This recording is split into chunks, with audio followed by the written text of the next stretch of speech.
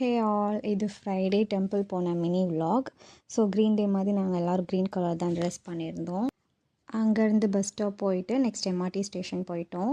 இது குகனுக்கு first MRT, so அவனும் நல்லா என்ஜாய் பண்ணான். அண்ட் அங்கேருந்து எங்களுக்கு இன்னொரு இன்டர்சேஞ்ச் இருந்தது. அந்த எம்ஆர்டியில் போயிட்டு வழியில் நம்ம தமிழ் கடைங்கள்லாம் இருந்தது. A to B, கலாமாட், இந்த மாதிரி நிறைய கடை இருந்தது. அதெல்லாம் பார்த்துட்டே போயிட்டுருந்தோம்.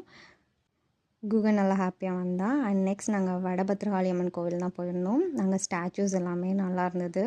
குகனும் சுற்றி சுற்றி நல்லா சாமி கும்பிட்டான். அங்கே லெஃப்டில் பிள்ளையார், நடுவில் ஓம் சக்தி, நெக்ஸ்ட் ரைட் சைடில் வந்து முருகர் வச்சுருந்தாங்க. ஃப்ரைடே ஸ்பெஷல் பூஜைலாம் பார்த்துட்டு அங்கேயே 3rd ஃப்ளோரில் சாய்பாபா இருந்தாங்க. ஸோ அங்கே போய் நல்லா தரிசனம் பண்ணோம். நெக்ஸ்ட் பக்கத்தில் ஒரு பெருமாள் கோவில் போயிருந்தோம். அங்கேயும் ஃப்ரைடே ஸ்பெஷல் நல்லா அலங்காரம் பண்ணியிருந்தாங்க.